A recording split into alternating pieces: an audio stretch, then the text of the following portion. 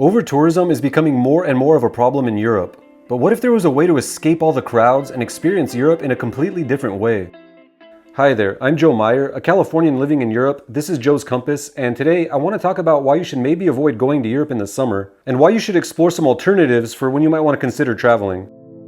The reality in the 2020s is that in many of Europe's famous places, overcrowding and rising prices caused by tourism are pushing out local residents and creating virtual theme parks out of cities and towns, with overwhelming crowds ruining the experience for both locals and visitors seeking a more authentic experience. In fact, 2024 has been painted by the media as the year that European tourism might have reached a breaking point.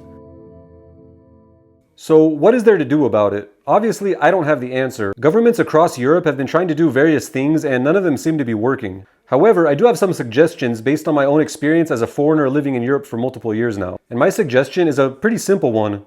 Don't go to Europe in the summer. Now, every year North Americans travel to Europe by the millions, and when they do, they usually go in the summer. But in this video, I'm going to explain why you should seriously reconsider that option and think about some alternatives.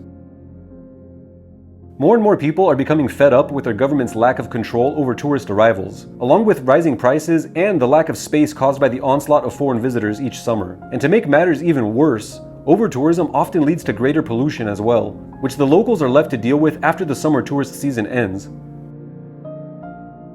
So if that isn't enough, here are some more reasons to consider canceling your plans to travel to Europe in the summer and maybe try choosing some other seasons to come visit.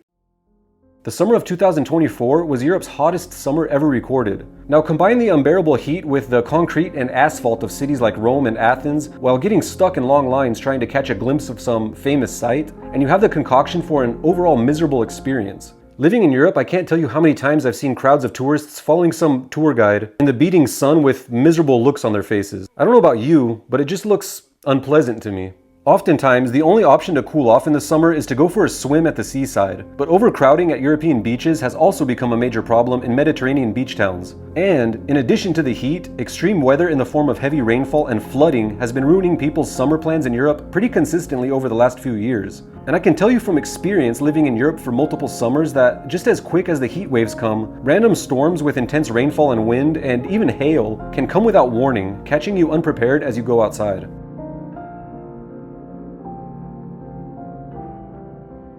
So if you're visiting a seaside town in Europe or want to avoid huge crowds, I highly recommend visiting in the fall or spring. In late September and October, and then again from late April to May, you can find good, more mild weather. And in some places, you can even go swimming and feel like you have an entire beach to yourself. Now the seawater can be a bit cooler during the off seasons, somewhere around 60 degrees Fahrenheit or 16 degrees Celsius. But it's still far from freezing, and I've gone swimming in early October without a wetsuit in Croatia's Adriatic, since it was still warm enough outside that the cooler water actually felt pretty nice. Now, if you're not willing to brave the briskier waters during the fall or spring, you can still do plenty of strolling around and exploring many of Europe's picturesque streets, unbothered by groups of guided walking tours, and especially long lines. You might even find yourself alone on a walkway that would otherwise be packed shoulder to shoulder with other tourists during the summer. According to the European Commission, 1/3 of European tourist nights occur in the months of July and August. This means that aside from a few specific tourist niches like Oktoberfest in Bavaria, if you travel in the autumn or spring, you're less likely to encounter crowds of tourists.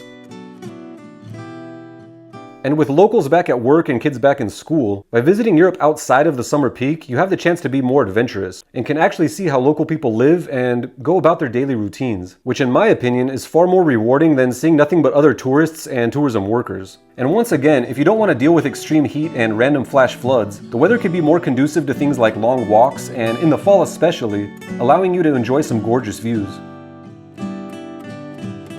And I can't stress enough that if you're more into walking around to catch glimpses of Europe's impressive history and architecture, then the fall and spring are actually the best times to do it, and summer might be the worst. This, for example, is the Croatian Adriatic town of Cres on the island of the same name in mid-May of 2024. In July and August, it's packed with tourists, and you're lucky if you can find a place to sit or snap a photo without other people in it. But in May, the temperature was in the low 70s Fahrenheit or low 20s Celsius, and there were hardly any tourists at all.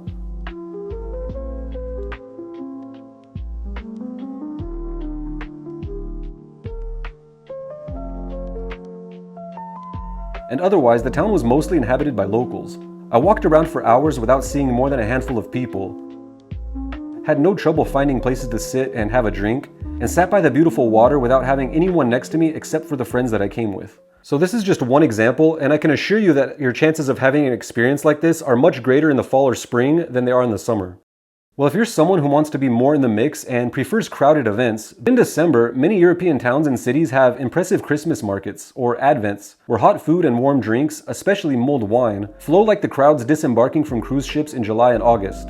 And the mixture of lights, decorations, and mingling between locals and visitors makes for something truly special. In addition, while Americans have Halloween and Mardi Gras in the fall and spring, many European countries have Carnival in the winter, usually taking place in February and March. Costumes, parades, parties, and humor provide a worthy competition to Europe's summer party scenes. Finally, if you're more active, while summer provides opportunities for things like swimming, paddleboarding, and hiking, you can still hike in the fall and spring, and might even enjoy it more in the milder temperatures and less crowded pathways. And if you're the adventurous type, don't overlook the fact that some of the best ski resorts in the world are in Europe. One potential itinerary, in my opinion, that seriously rivals summer activities would be to go to a place like Austria or Slovenia in December, visit the Christmas markets, go ice skating, and then go skiing or snowboarding in the Alps. Either way, if you go to Europe outside of the summer and want to keep your body moving, there's plenty to do during all three seasons. Now, traveling to Europe in the summer is so ingrained in our culture that it's likely not to change. And especially for people traveling with kids who have summers off, it might not even be possible to travel during other seasons. However, if you have a bit more freedom for when you can travel, I highly recommend coming to Europe during any other season, depending on what you're into. If you want to take in some impressive nature and walk around in relatively stable weather conditions while checking out Europe's famous architecture, I recommend coming in the fall. But if you want more action, you might consider the winter, while spring is good for things like seaside visits.